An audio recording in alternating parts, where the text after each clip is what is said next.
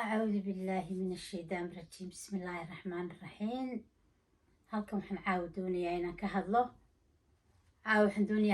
ka hadlo laba qodob. labada qodob oo mid hambalye yahay aan Somaliland xildhibaanada la doortay oo hambalyeynayo, midna waxaan doonayaa hindagaani inaan la hadlo. hindagaani xirsi oo xusbigii kusoo xadgudubtay, oo cabdiraxmaan kusoo xadgudubtay, oo togdheer ku xadgudubtay ayaan doonaya inaan la hadlo. marka hore horaamid horta waxaan leeyahay hindaay siyaasadda macallinkii ku baray inaad xusbigiisa kasoo horjeesato ma aha. dadku dimuqraadiyad bay qaateen. wadani adigoo abad ka baxday, kulmiyaad gashay, cidi kumay dabagelin. ya dhaleecayn baad berigaana dusha kaga tuurtay, waa lagaa xishoodo, waa inan baan nidhe ka aamus. maanta inaad ku hanjabto tiraahdo ya ina muraado 9 sanadood ku fadhiyay kursiga oon tog dheerba waxba u qaban, ya inaad tiraahdo waan ku raacsanahay ninka kuu diiday maayar madaxtinimaha u ogolaane. de horta mid qabsoo hindaay, mid ku qabsoo caqligaaga geliyo.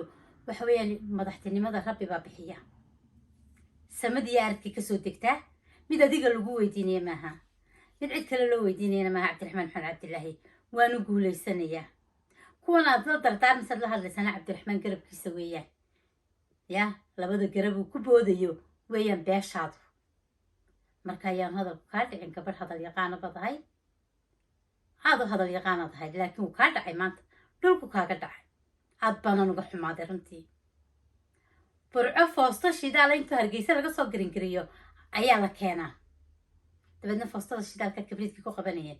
laakiin maanta hindaay cidina ku maqli mayso. way tashatay burco. waa dad walaalaa, waa dad inan yaabtigiya. xusbiyaduna waa xusbiyo qaran, ma aha xusbigu qabiil. reerna ma metelo. laba qof oo isqabay baa laba xusbi ku kala jira, laba walaalaa baa laba xusbi ku kala jira.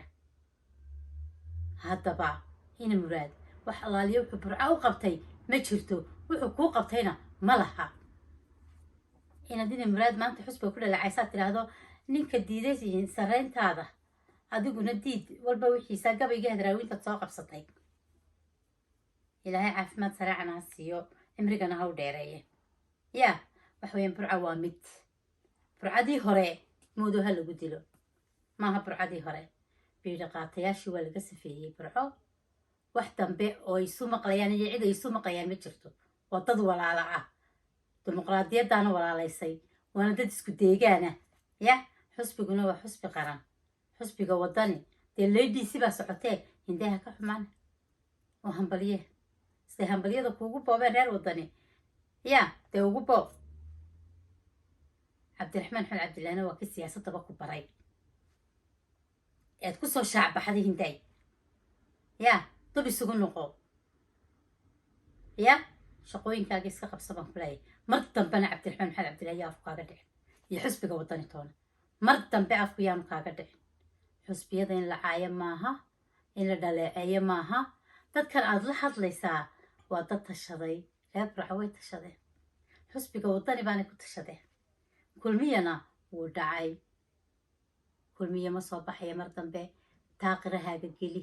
ya waxba cabdiraxmaan maxamed cabdilaahi kolba duca kaaga ducadacayni. waa lagaa xishooda, waad xishoomayda hindaay. dadkana waa dad walaalaa, waa dad inan yaabtigiya. ya teeda labaad Somaliland dee waaba gogolba bay ku wada fadhida. waa in yaroo walaala ah. waa kuwa maasha allah dee aad aragtay labada doorasho isku sidkan sida u qarsadeen iyo farxadda iyo gobonimada ka dhacaysa. dhammaan halkan waxaan uga hambalyeynayaa xildhibaanada la doortay ee waddankii Somaliland loo doortay min bari min galbeed, anigoon kala soocayn. waxaan leeyahay hambalyo hambalyo hambalyo. ilaahayna xilka ha idinku asturo. kuwii dalka iyo dadkaba hantana allah idinka dhigo. kuwii tayo yeesha allah idinka dhigo.